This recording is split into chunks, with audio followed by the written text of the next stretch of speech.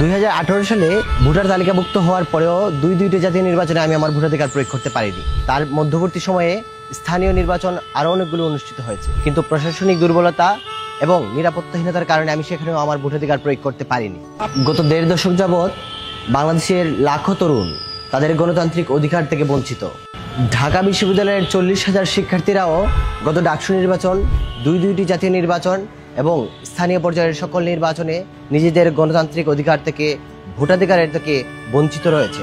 আসন্ন ডাকসুতে ঢাকা বিশ্ববিদ্যালয়ের শিক্ষার্থীদের ভোটাধিকার প্রয়োগের যে সুযোগ সৃষ্টি হয়েছে তা কাজে লাগিয়ে শিক্ষার্থীরা গণতন্ত্রের পক্ষের শক্তি, স্বাধীনতা ও সার্বভৌমত্বের পক্ষের শক্তিকেই তাদের নেতা হিসেবে নির্বাচন করবে।